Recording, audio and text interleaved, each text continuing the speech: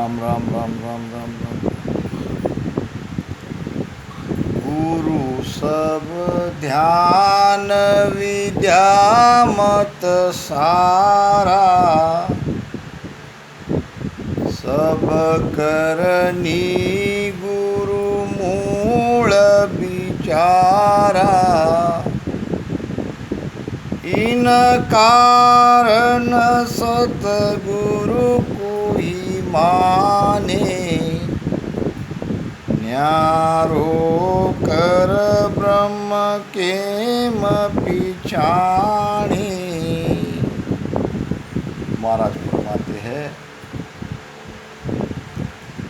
गुरु सब ज्ञान विद्या मत सारा। गुरु क्या है?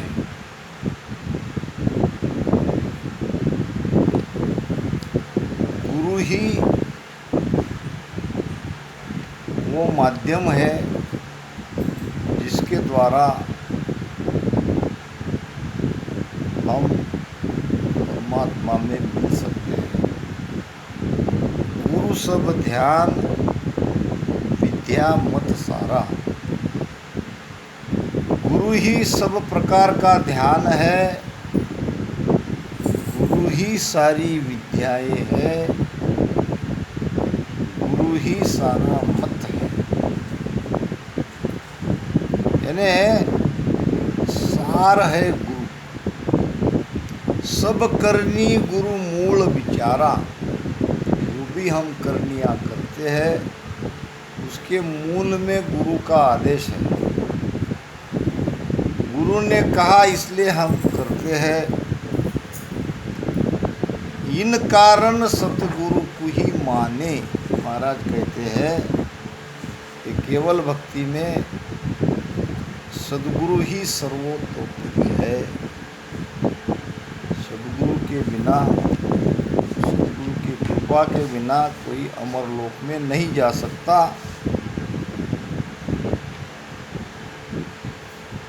इन कारण सद्गुरु को ही माने, न्यारो कर ब्रह्म केम पिछाणे। गुरु के अलावा भी कोई परमात्मा है, इसकी पहचान कोई कैसे करे? हमें बताया गया है कि हमारे गुरु में ही हमको भगवान को देखना है, गुरु को ही भगवान मानना है। अब इतनी सारी ऊंची महिमा सद्गुरु की करने के बाद सद्गुरु कौन है ये भी समझना हमारा परम कर्तव्य है। जब सारी बातें सद्गुरु पे ही आती है, या जिसको हमने गुरु बनाया वो सद्गुरु नहीं है तो क्या होगा, ये भी सोचना हमारा काम है। बार बार हमें ये मनुष्य शरीर नहीं मिलता है। अब यहाँ अगर गलत हो गए तो ये गलती 84 लाख योनि इस गलती के कारण भुगतना पड़ेगा। इसलिए थोड़ा आज गुरु और सद्गुरु के विषय में जाने। सद्गुरु कौन है? महाराज कहते हैं, सद्गुरु सतगुरु के दिया, सतगुरु हुओ न कोय, ना सतगुरु की अंगसु, ना परचा कर जोय, ना परचा कर जोय, सतगुरु ऐसा होई, ताके भरम रहे नहीं कोय, शीस निभजे सब सोई। सुख राम कहे सतगुरु तके, निज नाम शिष माय, सतगुरु सतगुरु कह दिया, सतगुरु हुए न कोय। सतगुरु सतगुरु कह दिया। कौन कहते हैं सतगुरु? इस संसार में नाना प्रकार के भक्ति के मार्ग है और सभी सद्गुरु, सभी के गुरु सद्गुरु है, ऐसा उनके भक्त कहते हैं। जो भी जिस गुरु के शरण में आया उनके सारे भक्त अपने गुरु को सद्गुरु ही कहते हैं। तो महाराज कहते कि क्या ये सद्गुरु हो गए? सद्गुरु सद्गुरु कह दिया, सद्गुरु हुए न कोई। भक्तों के कहने से, अनुयायियों के कहने से वो सद्गुरु भले ही अपने गुरु को मान ले, मगर ऐसे कहने से, मानने से सद्गुरु नहीं कहलाते। फिर सद्गुरु की पहचान क्या है? महाराज कहते कि ना परचा किणी अंग, सद्गुरु सद्गुरु कह दिया, सद्गुरु हुए न कोई, ना सद्गुरु किणी अंग सु। अंग नाम उसके लक्षण, बाहर के स्वभाव, कितना शांत है, कितने अच्छे हैं, कितने अच्छा ज्ञान देते हैं। ये क्या हुई? उनकी बाहर की उपमा, उनके अंग के कारण हम उनकी महिमा करते हैं। महाराज कहते हैं कि अंग लक्षण के कारण अगर हम उन्हें सद्गुरु मानते हैं तो ये भी झूठी बात है। ना सद्गुरु किणी अंग सु, ना परचा कर जोए। अब कोई परिचय चमत्कार दिखाते हैं, ये परिचय चमत्कार दिखाने वाले भी सद्गुरु नहीं है। महाराज ने तो यहाँ तक कह दिया, जो परचा बाहरला केवे तो केवल लजावे आई। परिचय चमत्कार बताने वाले सद्गुरु हो ही नहीं सकते। ना परचा किणी अंग सु, ना परचा कर जोय, ना परचा कर जोय, सद्गुरु ऐसा हो ही। अब कैसे है सद्गुरु? ताके भरम रहे नहीं कोई, उनके अंदर कोई भरम नहीं रहना चाहिए। भरमी गुरु के संग जीव का उद्धार कभी नहीं होगा। ताके भरम रहे नहीं कोई, शीस निपजे सब आई। उनके शरण में आने वाले सारे शिष्य का उद्धार होगा, सबके घट में नाम की जागृति होगी। सुखराम कहे सद्गुरु तिके निज नाम सिसमाय। शिष्य के घट के अंदर निज नाम जागृत करा दे, वो सद्गुरु है, वरना बाकी सब कहने के सद्गुरु है। कबीर साहब ने बड़ी सुंदर बात कही है, जागुरु सुभ्रम ना मिटे, भ्रांति न मन की जाय। कहे कबीर ता गुरु को, तजता बारन काय। जा गुरु सु भ्रम ना मिटे। गुरु हमने बना लिया, हमारे भीतर का भ्रम नहीं दूर हुआ, हमारे अंदर का अज्ञान जो के त्यों है। अभी तक हमारे भीतर में वो शब्द का प्रकाश नहीं पड़ा। भ्रम कब जाएगा? भरम कर्म रैन नहीं पावे, और जू अग्नि सब फूस जलावे। वो सद्गुरु कृपा से भीतर में जब निरंतर जागृत होता है, वो जगते ही अंदर का सारा भ्रम दूर हो जाता है।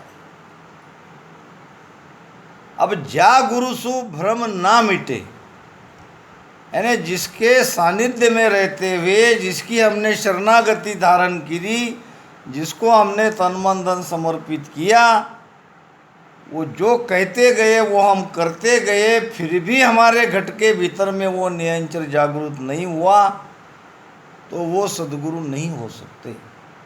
जा गुरु सु भ्रम ना मिटे, भ्रांति न मन की जाए। मन की भ्रांति जो कि त्यों है। कहे कबीर ता गुरु को तजता बारन लाए। ऐसे गुरु को छोड़ने में ही भलाई है, क्योंकि ये जीवन हमें एक ही बार मिला है। अब होता क्या है, जिसके भी हम शरण में जाते हैं उसे सद्गुरु मान के बैठते हैं, फिर बार बार उसकी संगत करने लगते हैं, फिर उसको छोड़ने में बड़ी कठिनाई होती है महाराज जी, बड़ी तकलीफ होती है। अब यहाँ महापुरुषों के वचन क्या कहते हैं, जागो रासंग नवघट जागे, जागो रासंग नवघट जागे, से सतगुरु सिर धारो बे, से सतगुरु सिर धारो बे, ज्ञान ध्यान दो जागुरु झूठा, ज्ञान ध्यान दो जागुरु झूठा, से सब दूर भी डारो बे, से सब दूर भी डारो बे, आनंद लोक तोरे बंदावे हंस जासी, आनंद लोक तोरे बंदावे हंस जासी, सतगुराजी राजस गावे बे, ज्ञानी गुराजी राजस गावे बे। निर्णय कर दिया महाराज ने, जा गुरा संग नाव घट जागे, से सतगुरु सिर धारो बे। उस सदगुरु को, उस सदगुरु की शरण में जाओ, अपने सिर पे उनको धारण करो, उसके ज्ञान के धारण करो, और बाकी कितने भी ज्ञानी हैं, कितने भी ध्यानी हैं, से सब दूर बिडारो बे। अगर आपके घट में निज नाम की जागृति नहीं करा सकते तो चाहे वो कितने भी क्यों न ज्ञानी हो, व्याकरण साध भागवत बाचे अर्थ करे बो भारी, और ताको मूल पड़े जो घट में देहत काल को मारी। व्याकरण का आधार लेके एक एक साखी को 3-3 घंटे 4-4 घंटे तक समझा सकते हैं, ज्ञान तो बहुत बढ़िया दे रहे हैं, मगर अपने भीतर नाम की जागृति नहीं करा रहे। दूसरी तरफ रात दिन वो तो ध्यान में निमग्न है, फिर भी हमारे अंदर वो सत्सबद जागृत नहीं करा सक रहे हैं। हमारी कमियां क्या है, न वो निकाल पा रहे हैं, न हमारे भीतर नाम की जागृति करा पा रहे हैं। उनके लाखों शिष्य हैं और रोजाना सत्संग भी हो रही है। ये सब कुछ होने के बाद भी हमें जो चाहिए वो हमें नहीं मिल रहा है, तो उस गुरु को छोड़ने में ही भलाई है। ये सद्गुरु सुखराम जी महाराज कह रहे हैं, मैं नहीं कह रहा हूँ।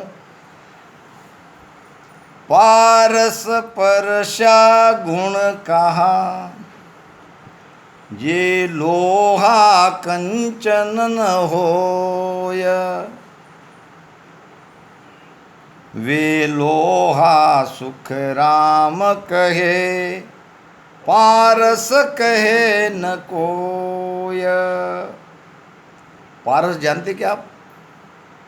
पारस देखा? कहते हैं कि पारस वो जो घुघू रहता है, घुघू को क्या कहते हैं आप? उल्लू कहते हैं, घुघू ही कहते हैं, उल्लू? उल्लू कहते हैं। उल्लू कहते हैं? हाँ। उल्लू अपने अंडे, सुनी हुई बात मैं कह रहा हूँ, वो पारस के पत्थर से फोड़ता है। तो प्राय लोग उल्लू को ढूंढते हैं, पकड़ते हैं, मारते हैं। अब असली पारस कौन है? वाणी जी में, महापुरुष की वाणी में आता है पारस, कल्पवृक्ष, कामधेनु, चिंतामणि, ऐसे शब्द आते हैं ना। अब ये पारस है क्या? पारस एक पत्थर है, एक पत्थर ही है, मगर उसमें एक गुण है। लोहा को उसको छुआया जाए तो लोहा पलटकर सोना बनता है। अब पारस परस्या गुण कहा, जे लोहा कंचन न होए। अब पारस पारस कह रहे हम, अब उसको लोहा छुआ रहे हैं, अब लोहा सोना नहीं हो रहा है, तो उसको क्या कहेंगे? उसको तो हम पत्थर समझ के फेंक देंगे। चाहे और लोग कितने भी उस पत्थर को पारस कह के हमारे सामने लाए, मगर वो लोहा छूते ही उसका सोना नहीं बन रहा है, लोहे का अंग नहीं पलट रहा है। क्या होता है लोहे के अंदर? लोहे के अंदर 3 चीज बदलती है पारस का संग होने से। एक तो कीमतवान बनता है, लोहा की कीमत और सोने की कीमत में बड़ा भारी अंतर है। एक तो वो कीमतवान बनता है, दूसरा उसका वर्ण बदल जाता है, पीला होता है। सोना पीला होता है ना। और तीसरा, भीतर में जो क्या कहते हो, लोहा कितना ये रहता है, भारी रहता है, और उसके अंदर में वेटेड रहता है, वजनी रहता है ना। और सोना एकदम हल्का रहता है। तो उसके अंदर का जो वो टनकपना कहते हैं हम, कड़कपना, वो न रहते हुए नरम हो जाता है। तो इधर हमारे भी देख लो, हमारे अंदर भी जब ज्ञान और ध्यान जब हमारे भीतर में होता है, तो हम भी तो कीमतवान हो जाते हैं, और हमारा भी वर्ण बदल जाता है। महाराज कहते हैं, साध साध कर सब जुग सेवे। सभी लोग हमारी महिमा करते हैं, साधु कहते हैं, रामस्नेही कहते हैं। तो हमारा बात तो सारा बदल जाता है, और हमारे अंदर जो अहंकार है वो भी तो कम हो जाता है। अगर ये चीज़ें हमारी कम न हुई हो, और इसको कहते हैं कि पारस परस्या गुण कहाँ, जो लोहा कंचन न होए, और वे लोहा सुखराम कहे, पारस कहे न कोई। उसको पारस कोई नहीं कहेगा। ऐसे ही गुरु के शरण में जाने पर जीव के अंदर वो शांति नहीं आई, वो शब्द नहीं जगा, तो वो केवल नाम के गुरु है, वो सदगुरु नहीं है। हमारे महाराष्ट्र के अंदर एक नामदेव जी संत हुए, नाम आपने सुना होगा। इधर उत्तर भारत, पंजाब साइड में ही उनका कार्यकाल रहा, मगर वो थे तो महाराष्ट्र के। भक्त थे बचपन से ही, और सगुन की भक्ति करते थे, और उनका इष्ट हमारे पंढरपुर के भगवान विट्ठल माता रुक्मिणी आप जानते हो, बहुत बड़ा मेला होता है। तो वो उनके इष्ट थे। रात दिन उनके कीर्तन में विट्ठल विट्ठल विट्ठल विट्ठल वो लगे रहते थे। अब धीरे धीरे घर की स्थिति हालत काफ़ी खराब हो गई। काम धंधा कोई करते नहीं थे, रात दिन परमात्मा के भजन में मग्न रहते थे। उनकी पत्नी का नाम था गोनाई, गोनाई। और वो सदा दुखी रहती थी कि अपने पति रात दिन विट्ठल भक्ति में लगे हैं, नाम की भक्ति में लगे हैं, और घर में क्या क्या ज़रूरत है उसकी तरफ उनका ख्याल ही नहीं है। बड़ी मुश्किल से वो संसार चला रही थी। अब वो गोनाई की एक दोस्त को या एक सहेली को, एक दूसरी लेडीज़ थी उसी गांव में, और उसके पति का नाम था परिसा भागवत। परिसा भागवत इसलिए पड़ा कि माता रुक्मिणी ने उसको एक पारस दिया था। किसको? वो परिसा भागवत को। और ये सबको पता था। अब ये नामदेव जी की पत्नी गोनाई और परिसा भागवत की पत्नी दोनों सहेलियाँ थी। एक दिन वो घर आई, घर में देखा तो कुछ भी घर की हालत ठीक नहीं थी। तो उसने कहा क्यों ऐसा हो रहा है? तो क्या कहूँ, मेरे पति रात दिन विट्ठल भक्ति में लगे हैं, घर में पैसा है नहीं। तो ऐसा करो, मेरे पास पारस है, मैं तुम्हें 2-4 दिन के लिए देती हूँ। उस पारस से जितना भी आपको लोहा छूना है उसको सोना कर लो, और 2-4 दिन के बाद मेरा पारस मुझे दो। और जो सोना इतना सारा घर में आते ही आप घर की सारी सामग्री ले आओ, किसी को पता नहीं चलेगा, आपका दुख भी दूर हो जाएगा। तो बात उसने मान ली और 2-3 दिन के लिए वो पारस ले लिया। पारस तो था, और कई लोहे को उसको छूते ही वो सोना बन जाता था, और बहुत सारा सोना उसने बना लिया। अब इतना सारा सोना घर में आते ही वो घर में कमी क्या रहेगी? अब सब तरफ से अनाज भरपूर, सारे घर के सामान भरपूर। एक दिन नामदेव जी ने अपनी पत्नी को पूछा कि ये मैं क्या देख रहा हूँ, अपने घर में इतना सारा सामान कैसे आया?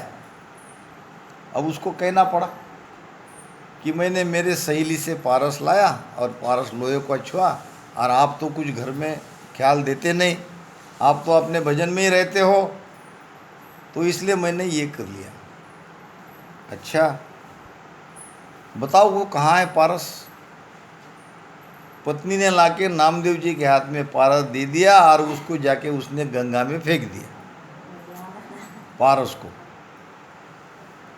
अब 2-3 दिन के बाद वो परिसा भागवत की पत्नी आई। मेरे पति अगर पूछेंगे पारस कहाँ है तो मैं क्या जवाब दूँ?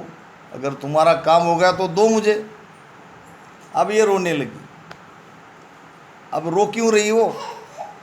अब क्या कहूँ, मेरे पति ने तो वो गंगा में फेंक दिया। अब ये भी रोने लगी, वो भी रोने लगी। नामदेव जी आए, क्या हुआ? आपने जो पारस फेंक दिया, अब इसकी जान पे बनाई है, ये अपना पारस मांग रही है, अब मैं उसे कहाँ से दूँ? पारस चाहिए। अच्छा चलो देखते हैं, गंगा जी में मैंने फेंका है, अगर मिल जाए, ढूंढने की कोशिश करता हूँ, मिल जाए तो दे दूँगा। दोनों भाइयों के लेके नामदेव जी गंगा में गए, और गंगा में से क्या निकलेगा? हाथ डालोगे तो क्या निकलेगा? अंजलि में क्या आएगा? रेती तो आएगी। अब उसने ऐसे दोनों अंजलि से रेती लाई, और इसमें से आपका पारस कौन सा है ये पहचान करके ले लो। अब पहचान कैसी होगी? लोहा ही तो छुआना पड़ेगा ना उसको। अब लोहा हर एक जितने उसकी अंजुली में रेत आई उसको हर एक पारस था, एक नहीं, जितने भी रेत उसके अंजुली में आई तो वो देख के वो आश्चर्यचकित हो गई। मैंने तो एक ही पारस दिया था, यहाँ तो पारस ही पारस है। अब जितना भी इसको बोलेंगे तो ये तो कई सारे पारस निकाल देंगे। तो समझ गई माता गोनाई भी समझ गई, दूसरी वो स्त्री भी समझ गई कि असली पारस कौन है। असली पारस कौन है? संत ही असली पारस है। और मैं असली पारस को छोड़ के नकली पारस के पीछे दौड़ी थी। उसका पारस उसमें से उसे एक दे दिया और बाकी सब उसको फेंकने लगा दिया। हमें कोई अब पारस की आवश्यकता नहीं, मुझे सच्चे पारस की परीक्षा हो गई है।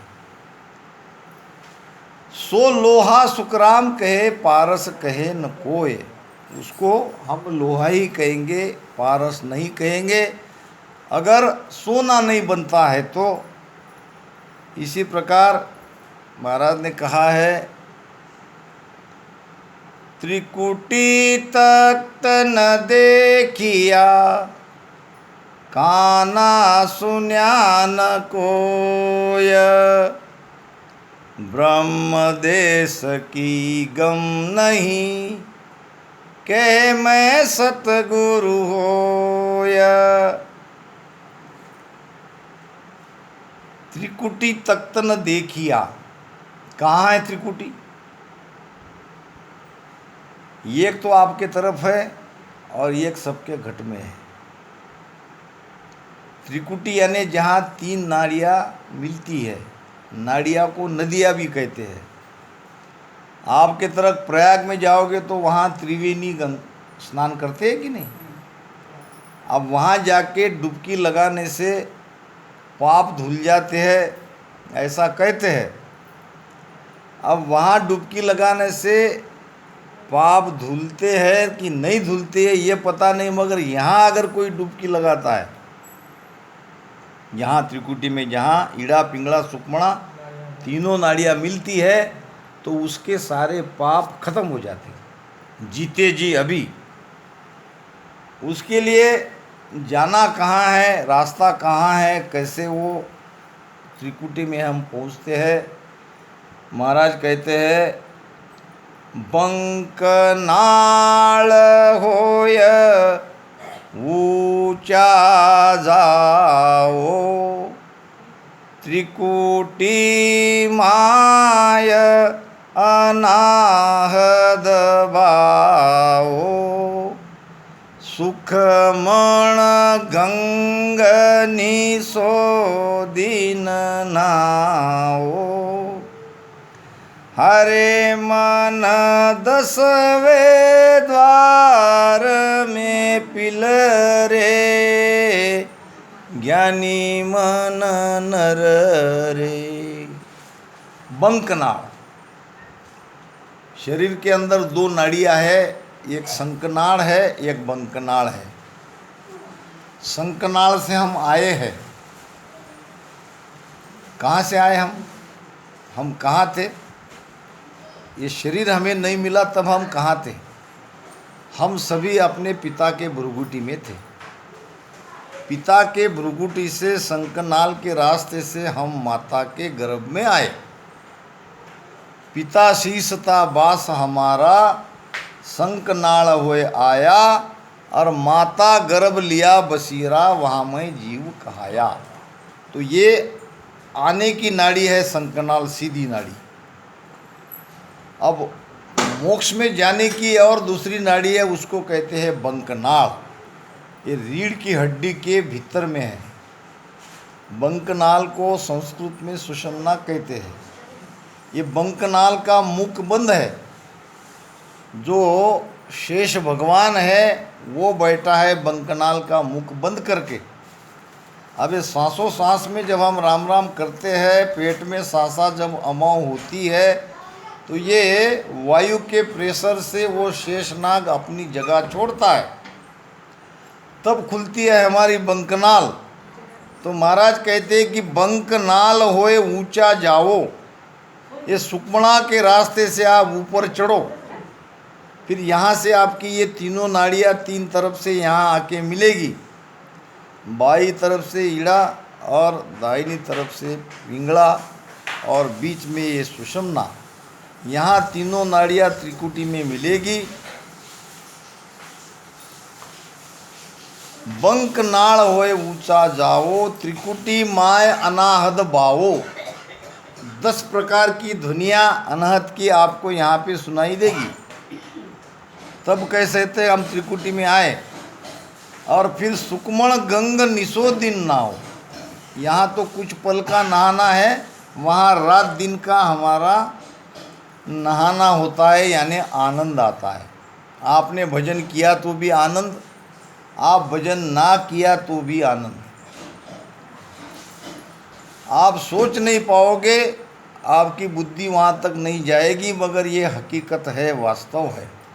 जिसकी सुक्मणा खुल गई, जिसका ध्यान त्रिकुटी में आ गया, उसको ध्यान करने की अब ज़रूरत नहीं है, ध्यान होता ही रहेगा।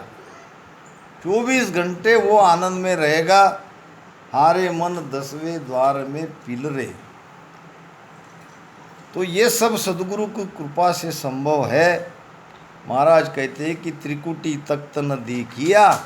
अब वो स्वयं तो त्रिकुटी तक पहुँचे नहीं, उनकी तो सुक्मणा खुली नहीं, न उनको ईड़ा पिंगड़ा का ज्ञान है, और काना सुन्या न कोई, न तो उसके बारे में वो जानते हैं। अब ब्रह्म देश तो बहुत दूर रहा, ब्रह्म देश की गम नहीं, अन कह मैं सदगुरु होए, कह मैं सदगुरु होए, प्राण की गम न काई। महाराज कहते हैं कि इस प्राण को 9 द्वार से 10 निकाल कर 10वें द्वार और 10वें द्वार से बाहर कैसे निकालना है, इसकी जानकारी नहीं है।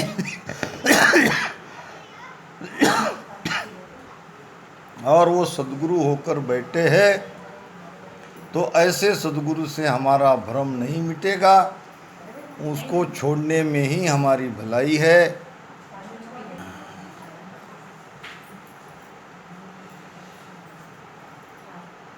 ज्ञान पाठ मंत्र जपे, ये सब हद का जाप, सुर गुण पावे जन्मधर, उलटर भुगते पाप, उलटर भुगते पाप, परम पद कदे न पावे।